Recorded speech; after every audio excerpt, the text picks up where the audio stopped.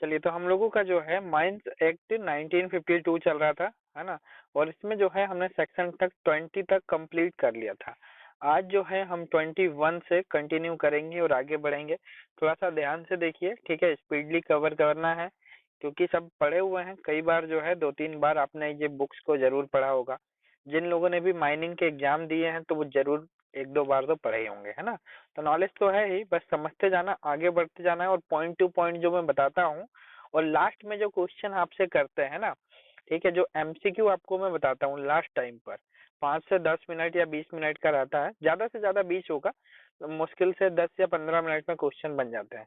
Daily के कम से कम 25-30 question बनते हैं, तो उसको कवर करके और लिख करके रखा करिए, ठीक है। चलिए, आपका सेक्शन नंबर जो है वो है 21, मेडिकल अप्लायंस की बात कर रहा है। इसको लेकर के जो कंप्लीट आप देखेंगे, जो डिफाइन किया हुआ है, वो किया हुआ है रूल्स में। रूल्स में जो है आप जाके देखिए, तो 36 के बाद जो आपको रूल्स मिलेगा, ठीक है, 45A तक, तो वो जो है मेडिकल को लेकर के है पूरा माइंस में। जैसे कि first aid station, first aid room कितने लोगों पर बनेगा, कैसे बनेगा, फर्स्ट एड स्टेशन से दूसरे फर्स्ट एड स्टेशन की डिस्टेंस कितनी होगी, इनकी सारा डिटेल्स जो है मेडिकल को लेकर के रूल्स में वहां लिखा है, ठीक है। यहाँ पर बेसिक पॉइंट दिया हुआ है कि एवरी माइंस, प्रत्येक माइंस में जो है अपना first aid box, cup board और जो है मेडिकल अप्लायंस मेंटेन किया जाएगा वर्किंग आवर में। यानी कि काम के घंटे के दौरान आपको ये चीजों का ध्यान रखना है कि आपकी माइंस में first aid box, cup board और जो मेडिकल से संबंधित जितने भी चीजें हैं वो आपके पास अवेलेबल रहें, ठीक है। आपको जो है एक फर्स्ट एड रूम भी रखना है। उसका क्राइटेरिया ये बोलता है कि अगर आपकी माइंस में मोर देन 150 पर्सन एम्प्लॉय है, ठीक है, तो कंडीशन यही बोलता है कि आपकी माइंस में 150 पर्सन से अधिक ऑर्डिनरी एम्प्लॉय है किसी एक टाइम पर, यानी कि माइंस में आ रहे हैं, ठीक है। तो आपको क्या करना है, वहां पर फर्स्ट एड रूम बनाना है, ठीक है। याद रखना कि first aid room 150, more than 150 person पर बनता है, ठीक है। और आपका जो फर्स्ट एड स्टेशन है वो 50 लोगों पर बनता है। यानी कि किसी एक जगह पर माइंस के प्लेस पर 50 लोग काम कर रहे हैं, तो वहां पर जो है फर्स्ट एड स्टेशन बना दीजिए, ठीक है। और अगर मोर देन 150 पर्सन आपकी माइंस में आ रहे हैं, यानी कि 150 से अधिक लोग हैं, तो एक सरफेस पर रूम बना दीजिए। जैसे एक मेडिकल होता है ना, छोटा सा अपना जांच वगैरह करने का, आप गांव गांव में देखते होंगे, ठीक है, उस प्रकार से एक मेडिकल आपका रहता है माइंस के सरफेस पर, ठीक है। तो वो चीजें आपको ध्यान रखना है। एवरी माइंस में ये लिखा हुआ है आपके सामने कि वर्किंग आवर, यानी कि काम के घंटे के दौरान जो है आपको ये चीजें मेंटेन करना है। कभी भी माइंस में कोई एक्सीडेंट होता है तो उसको ले जा करके, जैसे क्या होता है कि अगर नॉर्मल एक्सीडेंट हुआ तो फर्स्ट एड रूम में जा करके वहां पर चेक करा सकता है। फर्स्ट एड रूम का भी क्राइटेरिया जो है वो रूल्स में दिया हुआ है कि जैसे सिंपली मैं बताता हूँ कि अगर आपकी माइंस में 1000 से अधिक लोग काम कर रहे हैं, तो क्या होता है कि फर्स्ट एड रूम में एक परमानेंट डॉक्टर होना चाहिए, ठीक है। यानी कि मोर देन 1000 पर्सन अगर एम्प्लॉय है, काम पर आ रहे हैं, तो आपको एक डॉक्टर परमानेंट, उसके अलावा नर्स भी रखना है आपको, ठीक है। डॉक्टर नर्स वगैरह आप रखिए, मेंटेन करिए। उससे क्या होता है कि अगर किसी को चोट लगी तो वो जा करके वहां जांच करा ले, ठीक है। एक डिस्पेंसरी भी होता होगा आजकल, तो खैर जैसे जैसे समय आगे बढ़ते जा रहा है तो वैसे वैसे जो है डिस्पेंसरी वगैरह भी बंद होते जा रही है, ठीक है। पहले हर माइंस के लिए एक डिस्पेंसरी होती थी, ठीक है, या कभी आसपास में 2 माइंस है तो उन दोनों के लिए एक डिस्पेंसरी। वहाँ क्या होता था, डॉक्टर वगैरह हमेशा अवेलेबल रहते थे, आप छोटा मोटा इलाज जाके वहाँ करा सकते थे। तो आपको ये चीजें ध्यान रखना है कि वो चीजों को मेंटेन करना है। ये आपके सामने लिखा हुआ है कि मोर देन 150 पर्सन अगर एम्प्लॉय है तो आपको जो है फर्स्ट एड रूम बनाना है, ठीक है। Point number 5। तो मेडिकल अप्लायंस आप समझ गए, मेडिकल से संबंधित सारी चीजें आपको first aid room, cup board या फर्स्ट एड बॉक्स या फिर फर्स्ट एड स्टेशन मेंटेन करना है अकॉर्डिंग टू सेक्शन नंबर 21, ठीक। ये चीजें बेसिक है, बिल्कुल समझ में आ गई होगी, कोई दिक्कत नहीं है। आते हैं सेक्शन नंबर 22 पर।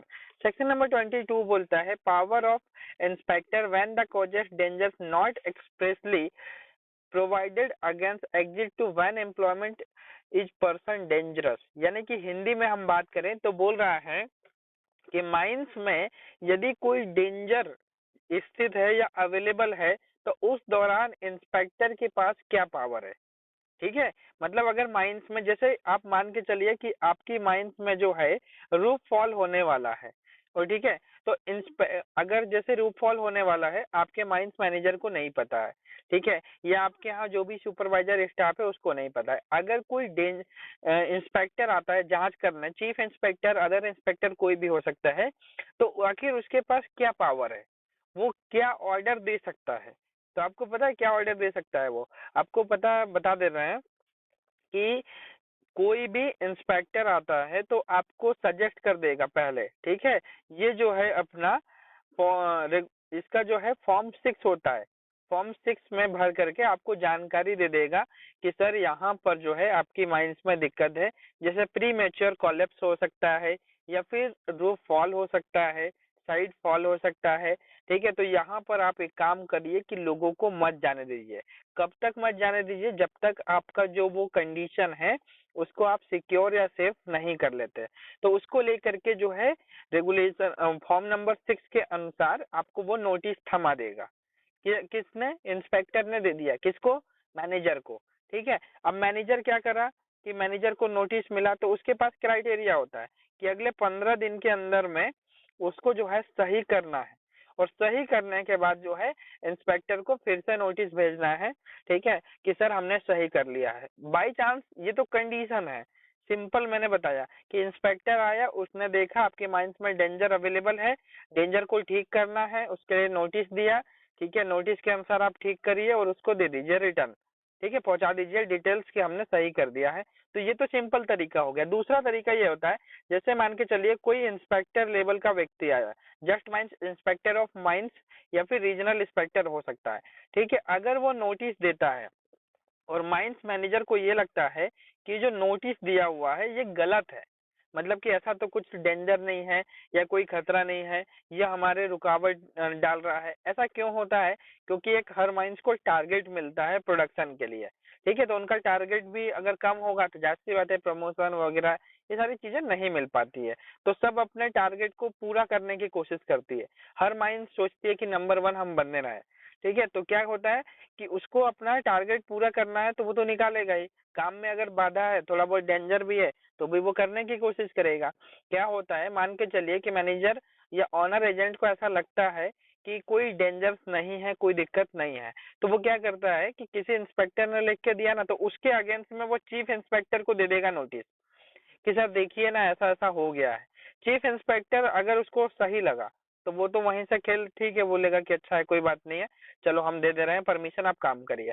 बाई चांस चीफ इंस्पेक्टर को ऐसा लगता है कि नहीं यार ये तो सही लिखा है, ठीक है, तो फिर वो क्या करेगा कि वो चीफ इंस्पेक्टर से, मतलब चीफ इंस्पेक्टर ने उसको कैंसिल कर दिया, अब क्या करेगा, ये सेंट्रल गवर्नमेंट के पास भेजेगा, ठीक है।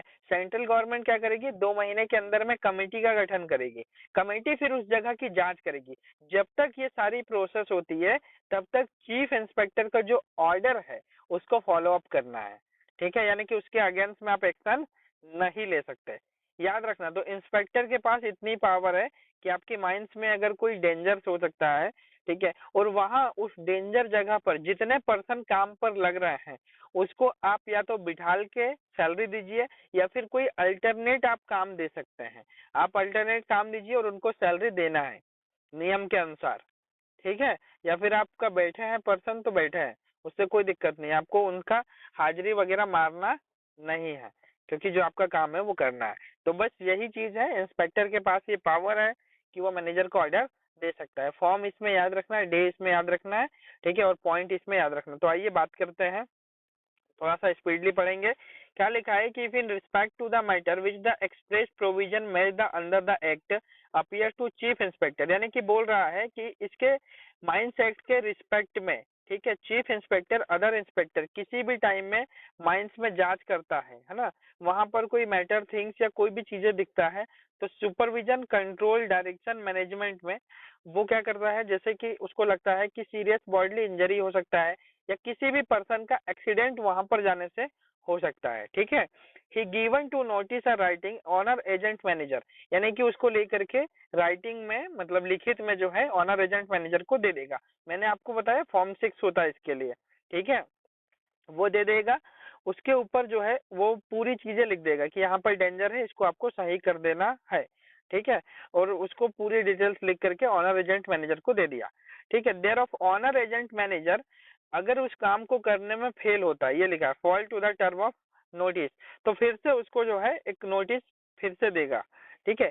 Chief inspector to inspector case में भी ऑर्डर टू प्रोहिबिट एम्प्लॉयमेंट, अगर मान के चलिए कि आपको दिया ऑर्डर कि आप ऐसा मत करिए, ठीक है, आपने नहीं किया, तो आपको एक काम करना है कि वहां पर प्रोहिबिट ऑफ पर्सन कर देना है, यानी कि आप अगर फॉलो नहीं भी कर रहे हैं, ठीक है, तो पहला काम आप क्या करिए कि वहां लोगों को मत लगाइए, क्योंकि भैया वहां पर सीरियस बॉडीली इंजरी या कोई भी एक्सीडेंट टाइप का कंडीशन बन सकता है, तो एक्सीडेंट ना हो इसके लिए आपको जो है वो नोटिस दे देगा, ठीक है, बोल देगा कि आप वहां पर काम पर मत लगाइए।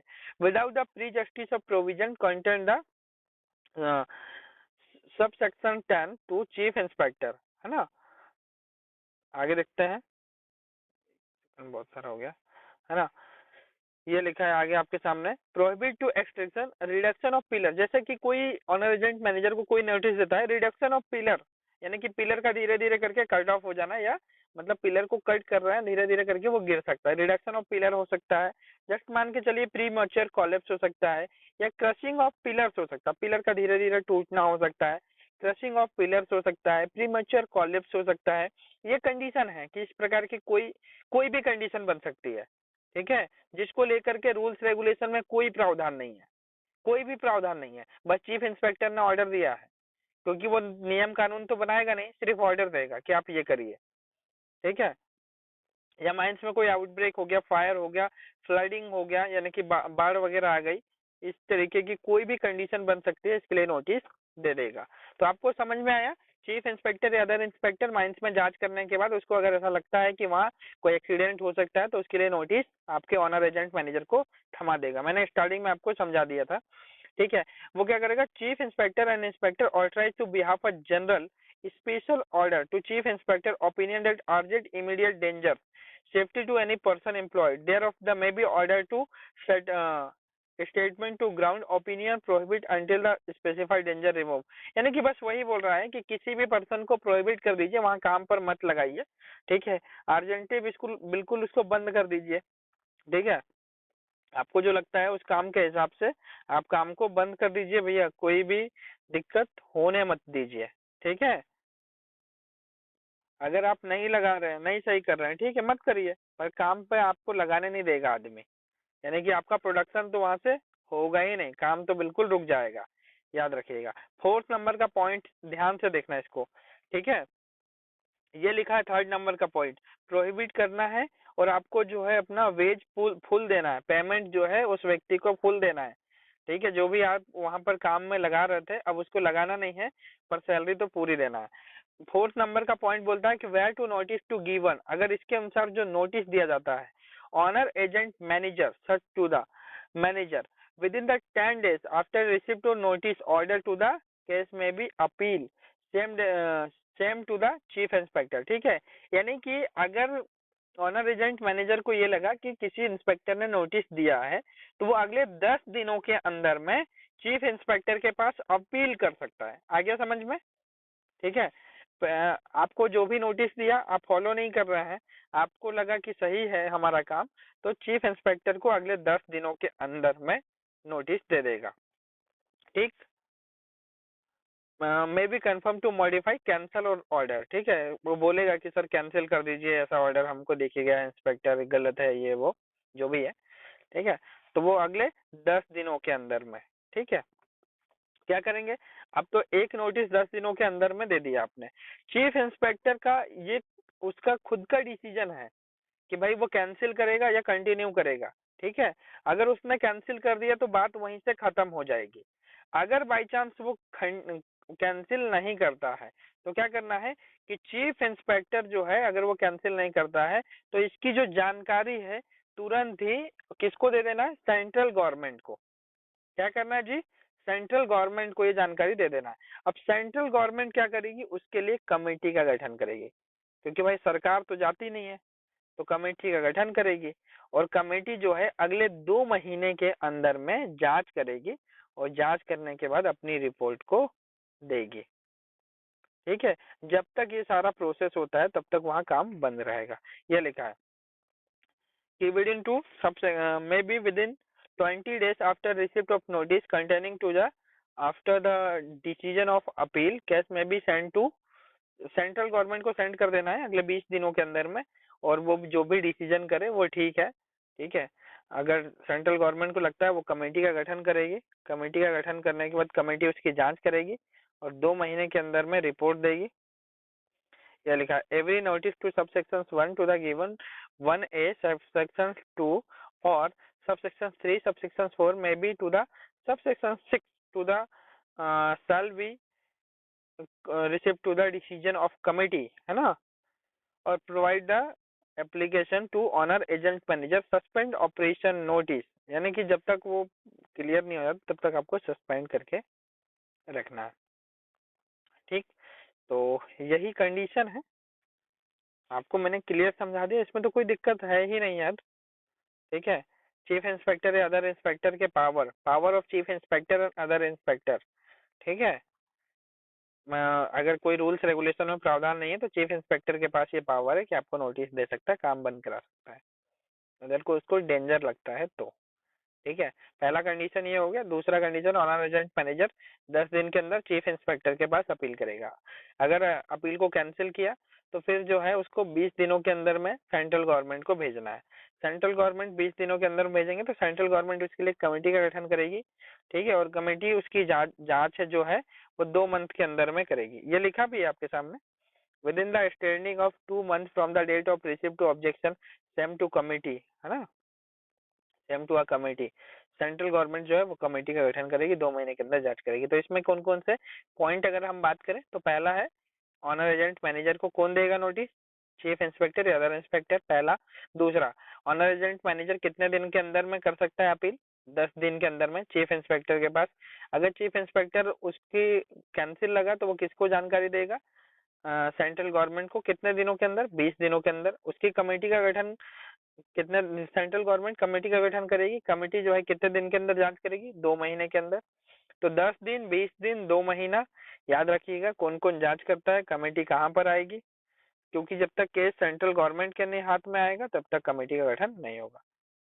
ठीक है, और जब तक सारा कंडीशन ना होता है तब तक आपको काम बंद रखना है। ठीक, चलिए अब आते हैं पॉइंट 8, इसका भी देख लीजिए। Nothing to the section of effect power of magistrate. ठीक है, section 144 to the code of criminal procedure 1896। ठीक है, तो वही है, आपको मैं बताया भी था मैनेज जब हम रेगुलेशन नंबर 2 डेफिनेशन पढ़ रहे थे तब मैंने आपको बताया था कि जो है डीएम कलेक्टर के पास भी पावर होता है, पर regulation number section number mines act के सेक्शन नंबर 22, 22A और 61 के अधीन वो नहीं दे सकता है ना, बताया था ना। तो वो यही है 22A देखते हैं। 22A बोलता है power to prohibit employment in certain cases, उसी का ये पार्ट है। ठीक है, यानी कि आपको लिखित में तो नोटिस दिया किसने, चीफ इंस्पेक्टर या अदर इंस्पेक्टर ने, कि आप काम बंद कर दीजिए। 22A बोलता है prohibit to employment in certain cases, यानी कि इस प्रकार का कोई भी केसेस है तो आप बिल्कुल, आपको क्या करना है जी, आप प्रोहिबिट कर दीजिए। प्रोहिबिट मतलब परमानेंटली वहां तो आपको जाने ही नहीं देना है, किसी भी आदमी को, एक भी पर्सन को वहां जाने नहीं देना है। ये लिखा है कि where is the respect to any matter sensitive to the safety express provision to made under this act owner agent manager fall to comply, यानी कि ऑनर एजेंट मैनेजर उस काम को करने में फेल हो जाता है। सच प्रोविजन चीफ इंस्पेक्टर में बी नोटिस, चीफ इंस्पेक्टर ने जो लिखित में नोटिस दिया है with in the time specified to notice such extend period. ठीक है, यानी कि एक चीफ इंस्पेक्टर नोटिस दिया, फिर उसके बाद एक समय बढ़ाया और उसके अंदर भी आपने काम नहीं किया है तो भैया प्रोहिबिट तो करना ही पड़ेगा, क्योंकि फिर मैनेजर इसका मतलब सुन नहीं रहा है। ठीक है, तो आपको क्या करना है, प्रोहिबिट परमानेंटली हटा देनी है। ठीक, पॉइंट 1। पॉइंट 2 क्या बोलता है, where is the owner agent manager fail to comply term of notice given the subsection 1 period to safety. ठीक है, नोटिस में भी extend period some specified subsection to the chief inspector में be order to writing prohibit employment, यानी कि अब simple सा है, बस इतना सा याद रखिए कि power to prohibit employment in certain cases section number 22A।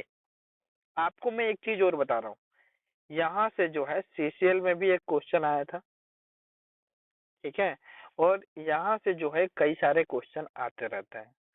ये वाला question 22A power to prohibit in employment in certain cases पूछता है कि कौन सा सेक्शन है, तो 22A। ये सेक्शन ही पूछे जाते हैं, दोनों में से मैं आपको बता दूं, ठीक है, सेक्शन से कंपलसरी क्वेश्चन आते हैं। तो बस इतना है कि prohibit to employment in certain cases 22।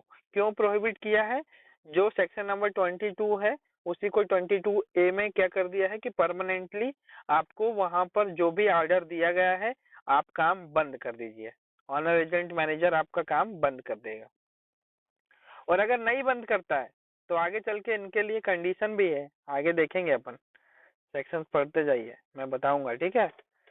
इनको फाइन जुर्माना सब लगता है, ऐसा नहीं है कि छूट जाएंगे, ठीक है। चलिए सेक्शन नंबर 22 हो गया, 22A हो गया। अब 23 पर आ जाइए।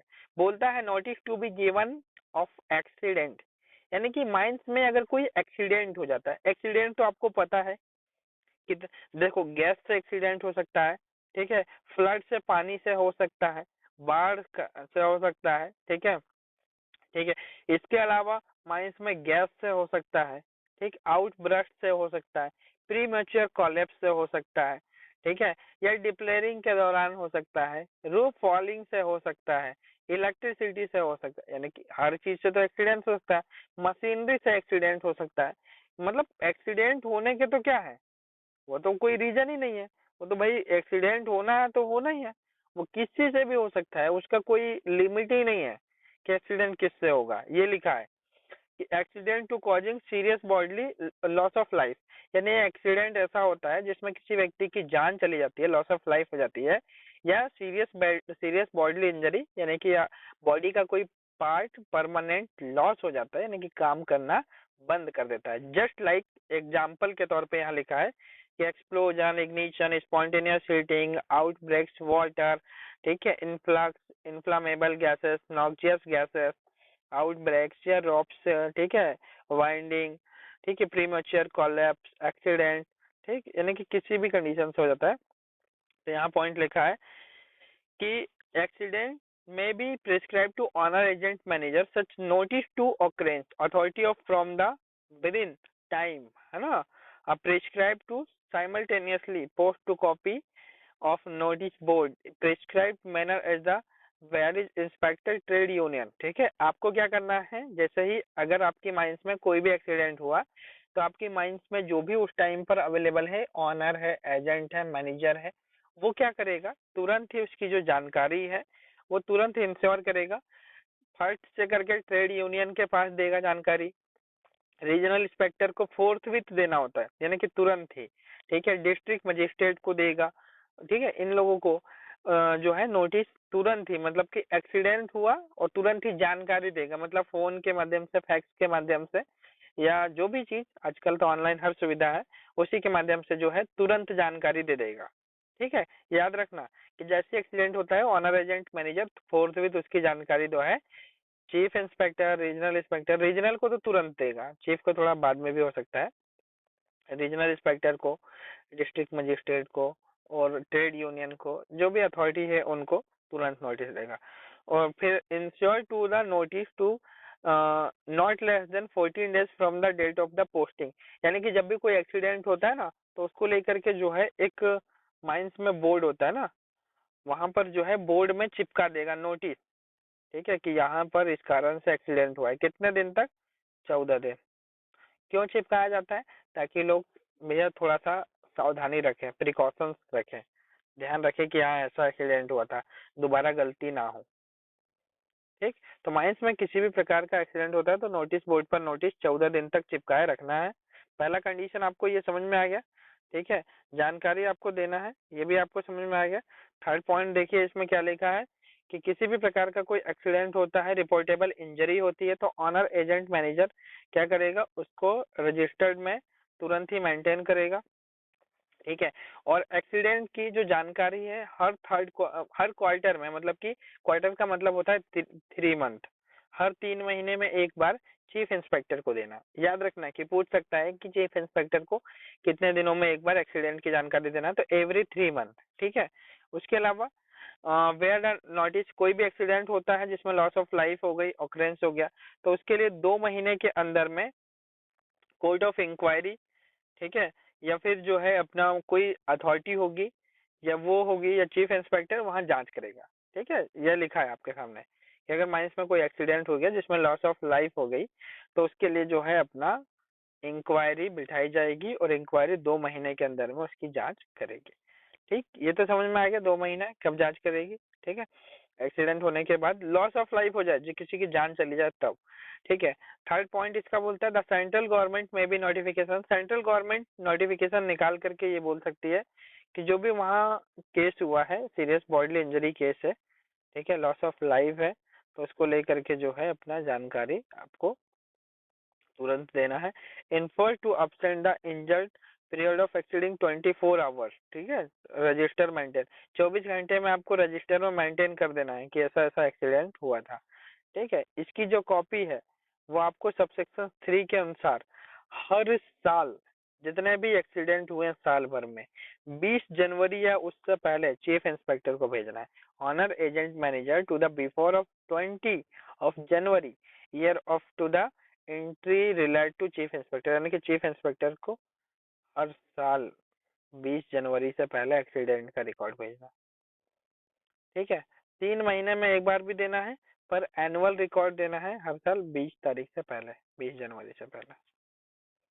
ठीक है, तभी देखते हो ना आप, जब कभी माइंस का कोई डाटा रिलीज किया जाता है, ठीक है, जो एनुअल रिपोर्ट वगैरह होती है, देखे होंगे उसमें लिखा रहता है ना एक्सीडेंट वगैरह, यहीं से तो मिलता है उसका डाटा। ठीक है, क्योंकि रेगुलेशंस के अनुसार आपको जानकारी देनी है। ठीक है, पूरा नोटिस मेंटेन करना है। ठीक, तो ये समझ में आ गया क्या क्या करना है। हाँ, इसका फिफ्थ वाला पॉइंट भी एक चीज बोलता है कि अगर कोई लॉस ऑफ लाइफ हो जाए या सीरियस बॉडीली इंजरी हो जाए, तो आपको क्या करना होता है कि इसकी जानकारी चीफ इंस्पेक्टर को देना है। चीफ इंस्पेक्टर जो है नोटिस मिलने के अगले 72 घंटे के अंदर में उस जगह की जांच करेगी। वहां 72 घंटे तक उस जगह को कोई छेड़छाड़ नहीं किया जाएगा। यानी कि आप फोटोग्राफ्स ले लीजिए वहां से, अगर कोई डेड बॉडी है तो उसको उठा लीजिए, कोई जैसे किसी की जान चली गई तो उसको हटा लीजिए। फिर उसके बाद जो है मतलब आपको छेड़छाड़ नहीं करना है। कब तक?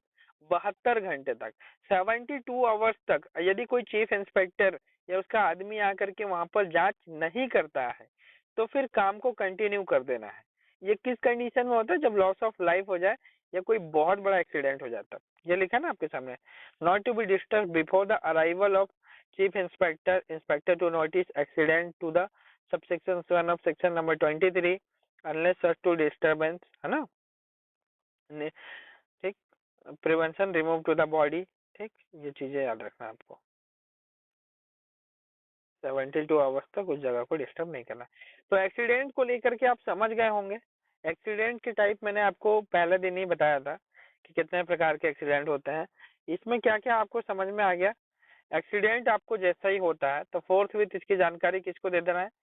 डीएम को दे दीजिए, रीजनल इंस्पेक्टर को दे दीजिए और यूनियन को दे दीजिए। ठीक है,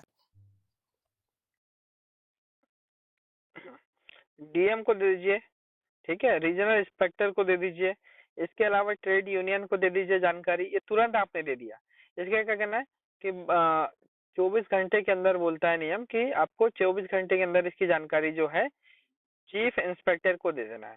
ठीक है, दूसरी चीज, आपको हर 3 महीने में एक बार जो है एक्सीडेंट की जानकारी चीफ इंस्पेक्टर को देना है। ठीक है, इसके अलावा हर साल 20 जनवरी या इससे पहले चीफ इंस्पेक्टर यानी कि डीजीएमएस को इसकी रिपोर्ट भेजना है। इसके अलावा एक्सीडेंट होने के 72 घंटे के अंदर उस जगह को डिस्टर्ब नहीं करना है। इसके अलावा आपको जो है 14 दिनों तक नोटिस बोर्ड पर नोटिस चिपका के रखना है। ठीक है, यदि कोई एक्सीडेंट हो जाता है तब आपको ये सारे नियम अपनाने हैं। इसके लिए क्या है, कमेटी का गठन भी किया जा सकता है। अगर सेंट्रल गवर्नमेंट चाहे तो वो भी कर सकती है। किस कंडीशन में? जब कोई बॉडी लॉस ऑफ लाइफ हो जाए यानी कि किसी व्यक्ति की जान चली जाए या कोई सीरियस एक्सीडेंट हो जाए उस कंडीशन में। ठीक, तो ये हो गया आपके एक्सीडेंट को लेकर के जानकारी। अब आते हैं सेक्शन नंबर 24 पर। अब आता है सेक्शन नंबर जो है 24 बोलता है कि power of government to appoint court of inquiry in accident, यानी कि आपका जो है कोर्ट ऑफ इंक्वायरी का गठन कब करना है, आपको जो है power of government to appoint the court of inquiry, है ना। यानी कि देखिए कभी कभी क्या होता है, एक्सीडेंट बड़ा होता है, अगर नॉर्मल एक्सीडेंट होता है तो ठीक होता है, मतलब मान के चलिए उसका कारण पता होता है, ठीक है। कोई ऐसा ऐसा एक्सीडेंट होता है, आज से ठीक 2 साल पहले क्या हुआ था कि एक साइड फॉल हो गया था, ठीक है। जैसे माइंस में अपन अंदर जाते हैं ना, तो अपन रूफ फॉल के लिए तो अपन सपोर्ट करते ही हैं, आपको पता है कि रूफ फॉल के लिए आप जो है वहां पर सपोर्ट तो करते ही हैं, ठीक है। जैसे कि अलग अलग प्रकार के सपोर्ट है, रूफ बोल्ट सपोर्ट मेनली चलता है, वो आपने रूफ के लिए कर दिया।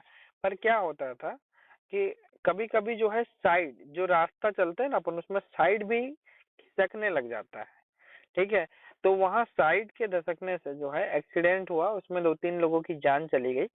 तो क्या करी डीजीएमएस ने एक सर्कुलर फिर उसके बाद बनाया, देखा कि ये अलग प्रकार का एक्सीडेंट है, तो उसके लिए क्या है साइड में भी जो है आपको रूफ फॉल मतलब कि रूफ बोल्टिंग करने के लिए उन्हें कंपलसरी कर दिया, ठीक है।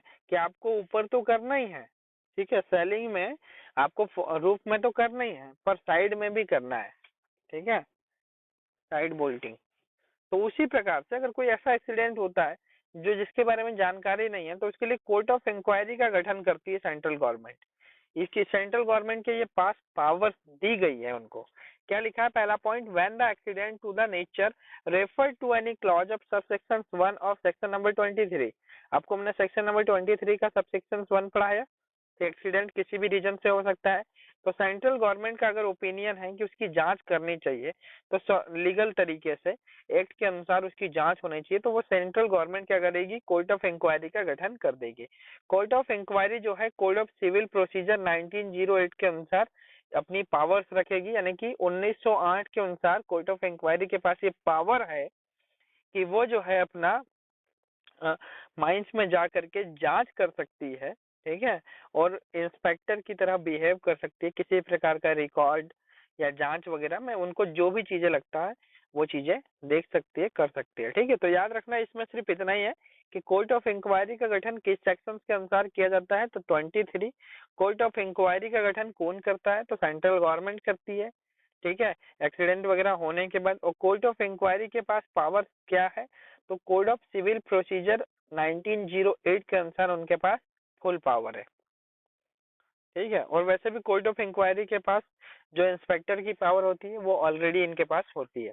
चलिए नेक्स्ट है सेक्शन नंबर 25, बोलता है नोटिस टू सर्टेन डिसीज, यानी कि माइंस में किसी प्रकार का कोई किसी व्यक्ति को बीमारी हो जाती है, तो उसके लिए क्या किया जाता है, इसका जो है आप देखेंगे ना तो इसका रेगुलेशन भी बना हुआ है, ठीक है। उसमें भी जानकारी है कि डिसीज यानी कि कोई व्यक्ति को जैसे बीमारी हो जाती है, तो 3 दिन के अंदर में ऑनर एजेंट या मैनेजर जो है उसकी जानकारी चीफ इंस्पेक्टर, रीजनल इंस्पेक्टर, ठीक है, डिस्ट्रिक्ट मजिस्ट्रेट, या उसके अलावा फिर जैसे कि मेडिकल है ना, ठीक है, तो मेडिकल विभाग को, यानी कि सबको जो है वो नोटिस दे देता है, ठीक है। याद रखना कि अगर किसी व्यक्ति को बीमारी हो जाए तब, जैसे कभी हर साल 5 साल में पीएमई होता है, आपको पता है ना। आंखों का पीएमई, जैसे कोई मशीन चला रहा है तो उसका 12 महीने में एक बार होता है, ठीक है। हर चीज के लिए अलग अलग पीएमई का टाइम है, तो पीएमई के दौरान ही बीमारियों का पता चल पाता है। कुछ डेंजरस बीमारी जैसे silicosis, asbestosis, pneumoconiosis, manganese poison, cancer of lungs in stomach, ठीक है, या फिर जो है आपको इस प्रकार की जो बीमारियां होती है, इसके लिए ये डेंजरस बीमारी है, ठीक है।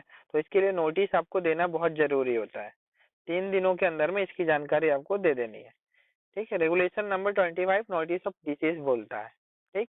आपको नोटिस जो रहेगा उसमें आपका माइंस का नाम, ठीक है, डिसीज कौन सी व्यक्ति जो है बीमारी से गुजर रहा है, सफरिंग फ्रॉम अ डिसीज, ठीक है, माइंस का नाम, एड्रेस, पेशेंट का नाम, ठीक है, पेशेंट की पूरी डिटेल्स भर करके आपको जो है सेंड कर देनी है चीफ इंस्पेक्टर को, ठीक। और इसकी रिपोर्ट भी देनी है कि किस सर्जन ने उसकी जांच किया है तब ये बीमारी का पता चला है, ठीक है। तो यही चीजें आपको ध्यान रखना है, ठीक है। तो regulation number section number 25 complete notice of disease बोलता है। सेक्शन नंबर 26 पर आते हैं, power to direct investigation of disease. यदि देखिए क्या है कि सेंट्रल गवर्नमेंट के पास भी पावर दी गई है कि वो डायरेक्टली जो है किसी बीमारी का जांच कर सके, ठीक है। ओके, तो याद रखना है कि power to direct investigation by central government, central government को ये अधिकार है। क्या लिखा है, the central government may be consider to expend to the appointment of competent person inquiry report to where the deceased notify subsections 1 to section number 25 has been suspended of contract of may be appoint to one or more person legal special, ठीक है।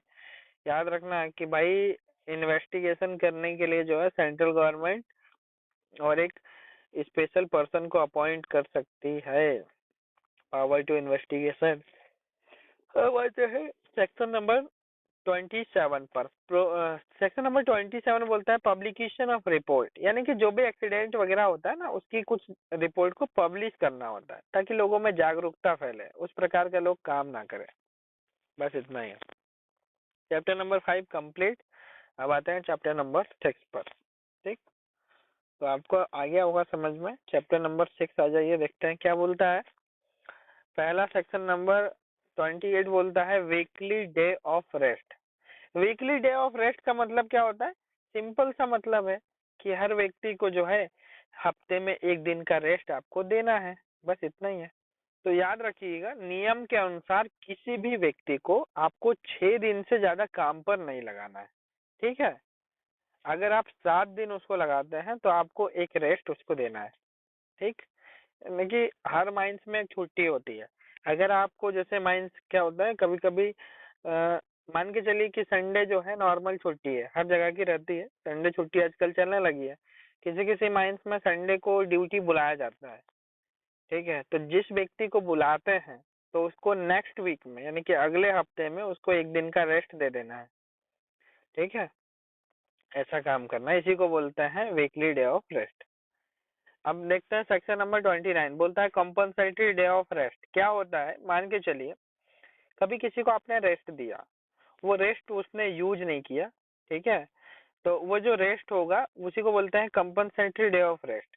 तो उसमें rest को use नहीं किया, मान के चलिए उसने बोला कि नहीं यार मैं तो लगातार 7 दिन काम करूंगा, अगले हफ्ते भी अब इकट्ठा लूंगा मैं छुट्टी, मतलब एक महीने करके 4-5 जो है इकट्ठा रेस्ट मारूंगा, तो ऐसा नहीं होता है, ठीक है। ऐसा नहीं होता है, नियम के अनुसार आपको क्या करना है कि आप ज्यादा से ज्यादा 2 रेस्ट को एक साथ कर सकते हैं, ठीक है। और अगले 2 महीने के अंदर में आपको उसका यूज भी करना है, ठीक। यानी कि 2 से ज्यादा करना नहीं है और 2 महीने के अंदर उसका यूज भी कर लेना है, यानी कि छुट्टी ले ही लेना है, नहीं तो आपका वो लैप्स हो जाएगा, उसका कोई मतलब रहेगा नहीं, यही बोलता है।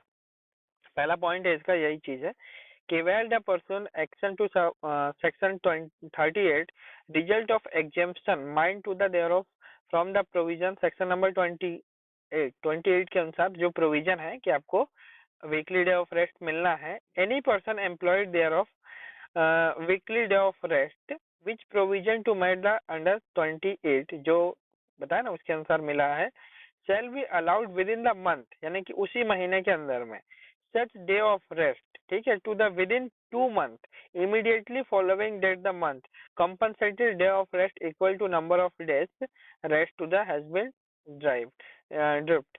तो आपको क्या करना है कि या तो उसी महीने के अंदर या अगले 2 महीने के अंदर रेस्ट को ले लीजिए। अगर आपने नहीं लिया 2 महीने के अंदर में तो आपको वो लैप्स हो जाएगा, कोई मतलब का नहीं रहेगा। चलिए कंपनसेटेड डे ऑफ रेस्ट समझ गए। सेक्शन नंबर 29 हो गया हमारा, 28 29 हो गया। 30 बोल रहा है अंडरग्राउंड वर्किंग है ये, सॉरी ओपन कास्ट वर्किंग है ये, ठीक है, सरफेस या ओपन कास्ट वर्किंग। तो आपको बता दें कि सरफेस पर किसी भी व्यक्ति को, सरफेस का मतलब होता है अंडरग्राउंड माइंस का ऊपरी हिस्सा जो होता है जहाँ मैनेजमेंट वगैरह बैठते हैं, या ऊपरी हिस्सा जैसे वर्कशॉप है ना, ठीक है, ये सब चीजें आती है उसमें। माइंस का ऊपरी हिस्सा है, माइंस के सरफेस पर तो किसी भी व्यक्ति को एक दिन में 9 घंटे से ज्यादा और एक वीक में 48 घंटे से ज्यादा काम पर नहीं लगाना है, इसका यूज नहीं करना है, बस इतना याद रखना। पहला कंडीशन, एक शिफ्ट में 9 दिन, ये लिखा है कि not allowed to work for the more than 24 hours in any week, किसी भी सप्ताह में 48 घंटे से अधिक नहीं, और मोर than 9 hours in any day, यानी कि किसी भी दिन में 9 घंटे से ज्यादा नहीं काम पर लगाना है। चीफ इंस्पेक्टर के आदेश के अनुसार आपको क्या करना है। अब कंडीशन ये भी हो सकता है कि अगर किसी व्यक्ति को कंटिन्यू काम में लिया जाता है, ठीक है, जस्ट लाइक मान के चलिए कि आपके यहाँ बहुत हैवी काम हो रहा है, इसके लिए भी कंडीशन होता है, ठीक है, कुछ जैसे एक्सीडेंट वगैरह हो गया तो भैया जांच वगैरह करना है, उसको निकालना है, मलबा हटाना है, तो ऐसा ऐसा हो सकता है, ठीक है, आप उसको लगाते हैं, मतलब इमरजेंसी कंडीशन में लगा सकते हैं आप। तो उसके लिए आपको परमिशन लेनी होती है, ठीक है, या फिर आपको काम कराने के बाद डिटेल्स भी भेजनी होती है।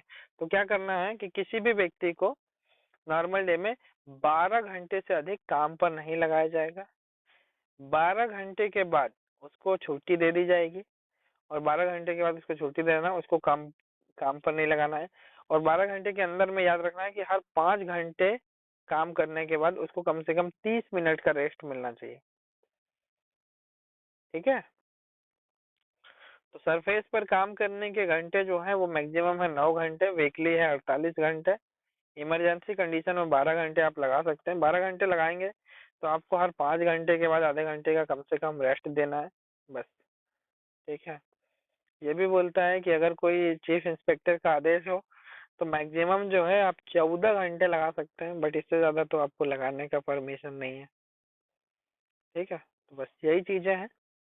नेक्स्ट है section number 31, hours to work below ground mines, यानी कि अंडरग्राउंड माइंस में तो आपको बता दें कि अंडरग्राउंड माइंस में सीमित है भैया। अंडरग्राउंड माइंस में कोई भी अंडरग्राउंड माइंस हो, ठीक है, आपको जो है वीकली 48 घंटा और एक दिन में 8 घंटा, इससे ज्यादा काम में नहीं लगाना है, ठीक है, याद रखना, इससे ज्यादा काम पर नहीं लगाना। नेक्स्ट है सेक्शन नंबर 32, नाइट शिफ्ट। तो याद रखना है कि नाइट शिफ्ट तो आपको पता है कि मध्य रात्रि से रात के 12 बजे से जो शिफ्ट स्टार्ट होती है उसको नाइट शिफ्ट में गिना जाता है। तो रात के 12 बजे से जो भी शिफ्ट स्टार्ट होगी, ठीक है, शिफ्ट खत्म होने के बाद दूसरी शिफ्ट शुरू होने के बीच में 24 घंटे का रेस्ट होना चाहिए। नाइट शिफ्ट कंप्लीट हुई, एक हफ्ता हुआ, जो भी हफ्ता रहेगा उसके बाद कम से कम 24 घंटे बाद ही आपको उसको काम पर लेना है, ओके। देखा होगा आप लोगों ने किसी के यहाँ पापा या कोई जॉब करता होगा, फैमिली में कोई, या मतलब बाकी अगर आपने देखा भी होगा तो आप शायद जानते होंगे, ट्रेनिंग वगैरह में गए होंगे। जैसे क्या होता है तो मान के चलिए कि रात रात को 12 बजे कोई व्यक्ति काम पर आया, ठीक है, जस्ट मान के चलिए कि सोमवार से चालू हुआ, संडे हमने छुट्टी मान लिया, मंडे से चालू हुआ, सैटरडे तक किया, तो सैटरडे की रात में वो 12 बजे काम पर जाता है, तो वो संडे की सुबह 8 बजे वो काम से वापस आएगा, ठीक है। तो अब संडे के दिन उसको बिल्कुल काम नहीं देना, यानी कि सुबह आया और शाम को 8 बजे से शिफ्ट उसकी शुरू नहीं होगी। उसको क्या करना है कि आपको अगले दिन, मतलब कि पूरा संडे रेस्ट रहेगा, मंडे के दिन से सुबह 8 बजे से उसकी शिफ्ट शुरू होगी, ठीक है, पूरे 24 घंटे बाद उसकी शिफ्ट शुरू होगी, याद रखना। तो उसी को बोलते हैं कि नाइट शिफ्ट कंप्लीट होने के बाद आपको कम से कम 24 आवर्स का जो है वो रेस्ट पीरियड होना चाहिए। नेक्स्ट है section number 33, extra wages for over time. मान के चलिए कि अंडरग्राउंड माइंस में किसी व्यक्ति को 8 घंटे से अधिक और सरफेस पर किसी व्यक्ति को 9 घंटे से अधिक काम पर लगाते हैं। अंडरग्राउंड माइंस में 8 से अधिक और सरफेस में 9 घंटे से अधिक लगाते हैं। जितना भी 1 घंटा, 2 घंटा या 30 मिनट से आपने अधिक लगाया, 30 मिनट से अधिक लगाया तो उसको 1 घंटे में गिनती करना है। जितना भी टाइम आप उसको रोकते हैं, काम करवाते हैं, वह ओवर टाइम की गिनती में आएगा, और ओवर टाइम का जो पीरियड होगा उसको वेजेस होगा, यानी कि जो उसकी सैलरी होगी वो उस टाइम की डबल होगी, मान के चलिए कि 8 घंटे का 800 रुपये मिलता है, तो 1 घंटे का 100 रुपये हो गया। अगर आपने उसको 2 घंटे रोका है, यानी कि 2 घंटे वो लेट गया, तो 2 घंटे का 400 रुपये आपको देना है। कितना? 400 रुपये आपको जो है वो देना है। ठीक है, याद रखना, इसी को बोलते हैं extra wages for over time. चलिए, तो ये समझ में आ गया होगा। ये लिखा है कि in any mines work above ground more than 9 hours, यानी कि सरफेस पर 9 घंटे से अधिक, एनी डे बिलो ग्राउंड, ठीक है, मोर देन 8 आवर्स, यानी कि अंडरग्राउंड माइंस में 8 घंटे से अधिक, ठीक है, more than 48 hours in a week, यानी कि सप्ताह में 48 घंटे से अधिक अगर आप काम पे लगाते हैं, ठीक है, तो आपको क्या करना है, उसका एक्स्ट्रा ओवर टाइम हो जाएगा उसका, तो ओवर टाइम का वेजेस आपको डबल कर देना है। ठीक है, और इसके लिए ओवर टाइम का एक रजिस्टर होता है, उसको भी मेंटेन करते हुए चलना है, उसमें लिखना भी है कौन कितने घंटे काम किया एक्स्ट्रा। अब आता है सेक्शन नंबर 34 पर, prohibited employment in certain person. ठीक है, यानी कि क्या बोल रहा है कि वही कंडीशन है कि जो पिछले 12 घंटे से कंटिन्यू काम कर रहा है उसको काम पर नहीं लगाना है भैया, प्रोहिबिट कर देना है। ठीक है, बस इतना याद रखिए। Section number 35, limitation of daily hour work including overtime. याद रखना कि ऐसा नहीं कि ओवर टाइम का मौका मिल गया तो भैया घसीट दिए उसको 24-48 घंटा, ऐसा नहीं है। ओवर टाइम का भी एक लिमिट है कि ओवर टाइम के साथ में आपको जो है 10 घंटे से अधिक उसको काम पर नहीं लेना है। 8 घंटे तो उसकी ड्यूटी हो जाएगी, प्लस आपको 2 घंटे एक्स्ट्रा। ओवर टाइम सहित किसी भी व्यक्ति का 10 घंटे से अधिक टाइम नहीं होना चाहिए। ओके, चलिए, notice regarding to hour of work, section number 36, notice regarding hour of work, यानी कि काम के घंटे का नोटिस।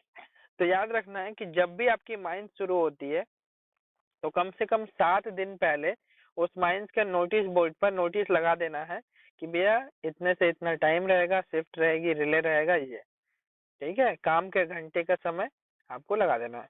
अगर काम के घंटे के समय में किसी भी प्रकार का चेंजेस किया जाता है तो उसका भी नोटिस 7 दिन पहले याद रखना, लगा देना है। ठीक है, याद रखना। सेक्शन नंबर 36 का फर्स्ट पॉइंट बोलता है कि the manager every mines to the posted outside office to the notice, है ना, माइंस के ऑफिस में, मतलब ऑफिस के साइड में जो भी वहाँ पोस्टर लगाने की जगह है, नोटिस बोर्ड पर नोटिस चिपका देगा कि काम कब शुरू होगा, ठीक, commitment and end of the work, कब से कब तक आपका काम चलेगा, उसमें रिले शिफ्ट वगैरह जितनी भी जानकारी होगी उसको लिख देगा। ठीक है, इसका notice not less then 7 days, मतलब कि 7 दिन, कम से कम 7 दिन पहले आपको लगा देना है। अगर उसका में कोई चेंजेस किया जाता है तो भी 7 दिन पहले आपको नोटिस लगा देना है। बस इतना ही है। सेक्शन नंबर 37 बोलता है सुपरवाइजिंग स्टाफ। ठीक है, जैसा कि आपको मैंने अभी बताया, अभी आप पढ़ते आ रहे हैं। सेक्शन नंबर 28 जो वीकली डे ऑफ रेस्ट है। सेक्शन नंबर 30 जो सरफेस पर काम करने वाले पर्सन है। 31 जो अंडरग्राउंड में है। या 34 इनके लिए 34 के सबसेक्शन 5 और 6 याद रखना कि आपको ये सुपरवाइजिंग स्टाफ की गिनती में नहीं आते हैं। यानी कि जैसे सुपरवाइजिंग स्टाफ किसको बोलते हैं, ओवरमैन, माइनिंग सरदार, माइनिंग मेट, फोरमैन। ठीक है, इसके अलावा second class manager, first class manager, assistant manager, ठीक है, या फिर माइंस में काम एनी मैनेजर, इनकी जो ड्यूटी है ये 24 घंटे की होती है। ठीक है, ये सुपरवाइजिंग स्टाफ है, याद रख लेना, इनको रेस्ट वगैरह नहीं मिलता है। ठीक है, 24 घंटे की हर दिन ड्यूटी होती है, उनके ऊपर ये सेक्शन वगैरह लागू नहीं होता है, याद रखिएगा। आगे सुपरवाइजिंग स्टाफ यही बोल रहा है। Section number 38, exemption of provisions regarding to employment. ठीक है, यानी कि जो आपको एम्प्लॉयमेंट है उसके लिए कुछ छूट भी दी गई है। मान के चलिए कोई इमरजेंसी कंडीशन होती है, यहाँ पर क्लियर लिखा हुआ है कि इमरजेंसी कंडीशन जिसमें रिस्क वगैरह हो सकता है, कोई पर्सन आदमी फंस गया, या फिर कोई एक्ट ऑफ गॉड हो गया, मतलब कोई ऐसा एक्सीडेंट हो गया जो मतलब जिसके बारे में अंदाजा नहीं था, बोलते ना कि भगवान के चाहने से हो गया, ऐसा कुछ है ना। तो एक्ट ऑफ गॉड हो गया, मतलब जैसे कोई भूस्खलन आ गया तो किसी के हाथ में नहीं है। अर्थ को एक आ गया तो वो क्या है, एक्ट ऑफ गॉड है, जिसके बारे में हम बिल्कुल जानते ही नहीं है, ठीक है, वो अचानक से घटना हो जाए तो वो एक्ट ऑफ गॉड है। ठीक है, तो ऐसा अगर कोई घटना हो जाए तो आपको याद रखना है कि सेक्शन नंबर 22, 22A या फिर सेक्शन नंबर 39, 28, 30, 31, 34, ठीक है, 36, 34 का सबसेक्शन 5 ये इन पे लागू नहीं होते। फिर इमरजेंसी कंडीशन में आप क्या कर सकते हैं कि अगर आपके यहाँ इमरजेंसी कंडीशन बन गई तो आप क्या करिए कि उन सभी लोगों को काम पर लगा दीजिए, ठीक है, उनको छुट्टी वगैरह मत दीजिए, ठीक है, और उनसे काम ले लीजिए और काम करवाने के बाद इसकी जानकारी चीफ इंस्पेक्टर को दे दीजिए। ठीक है, बस यही याद रखिएगा। चलिए, तो ये जो है आपका सेक्शन नंबर 38 कंप्लीट हो गया। सेक्शन नंबर 39 क्या बोलता है, power to make exemption rule. तो जो भी आपको सेक्शंस दिए हुए हैं अगर इनमें कोई छूट देना है तो इसके लिए जो रूल्स है वो सेंट्रल गवर्नमेंट बना सकती है, बस इतना याद रखना। सेक्शन नंबर जो है आपका 40 बोलता है employment of person below 18 years age, है ना। तो याद रखना कि 18 साल से कम आयु के व्यक्ति का आपको एम्प्लॉयमेंट नहीं करना है, यानी कि 18 साल से कम आयु का कोई भी व्यक्ति है तो आप उसको जो है आप माइंस में काम में नहीं लगा सकते हैं।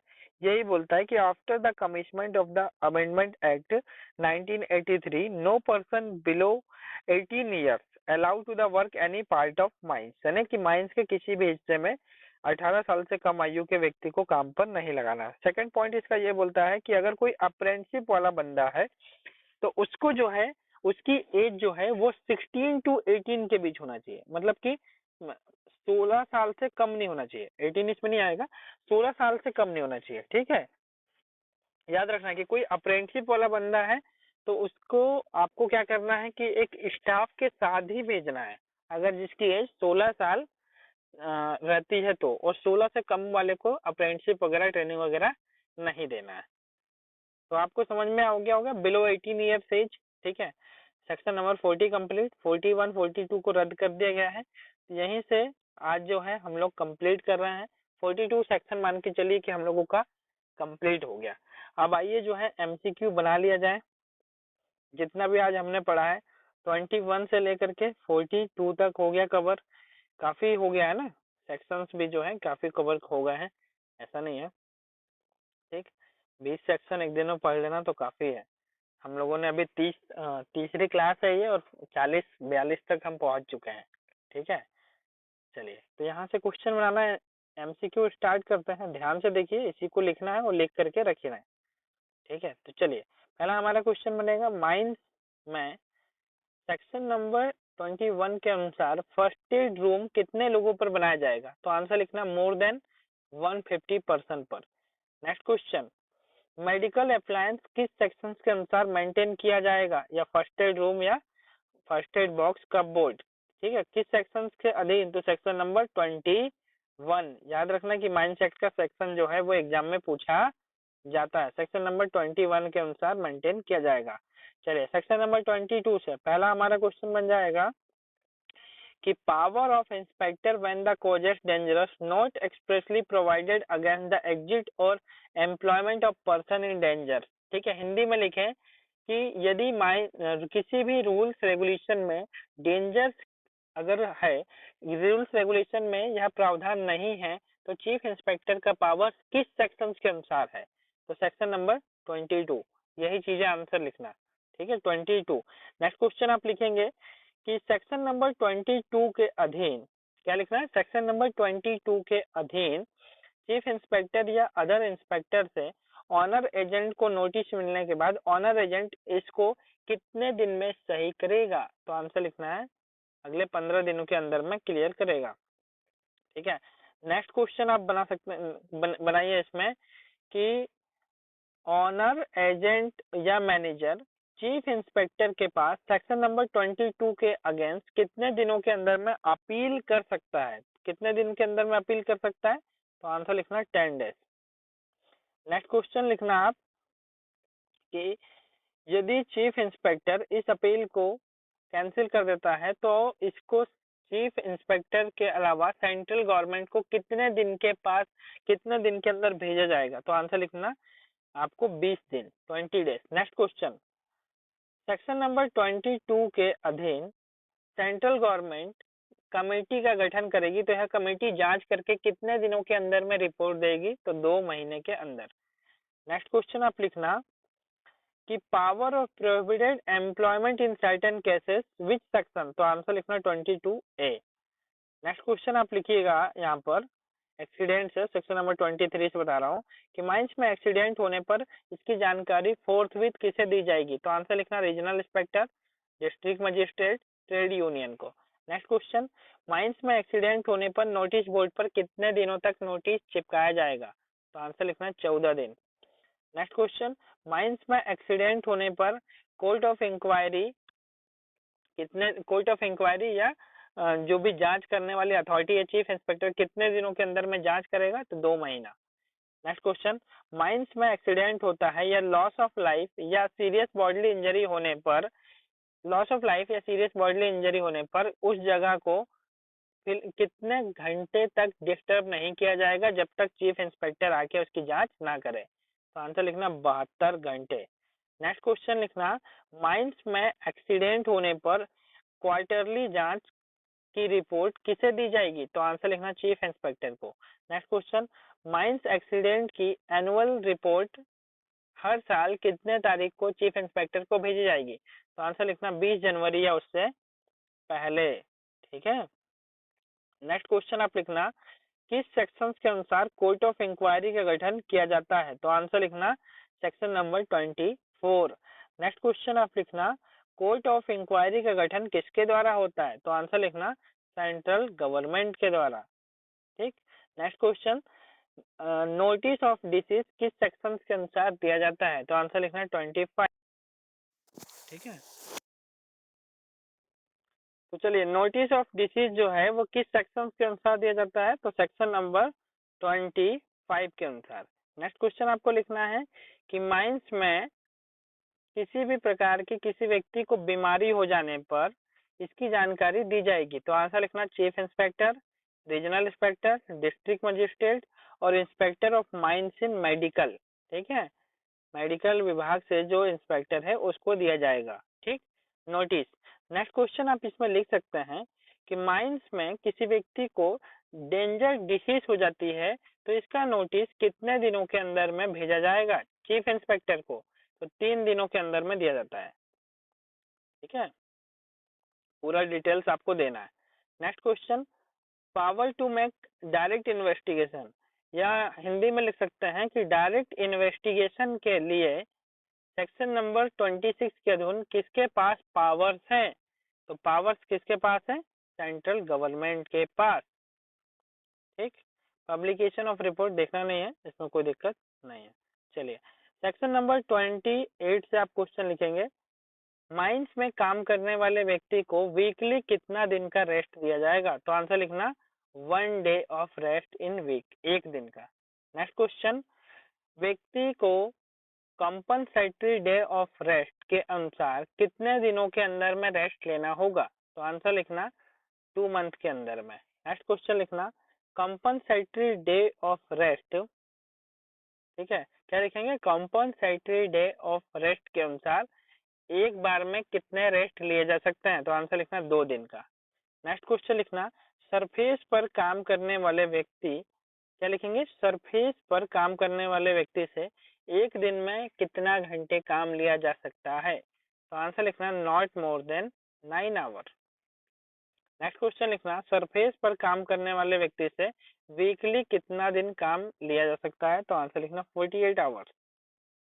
नेक्स्ट क्वेश्चन लिखना, सरफेस पर काम करने वाले व्यक्ति से मैक्सिमम एक दिन में कितने घंटे काम कराया जा सकता है? तो आंसर लिखना 12 घंटे।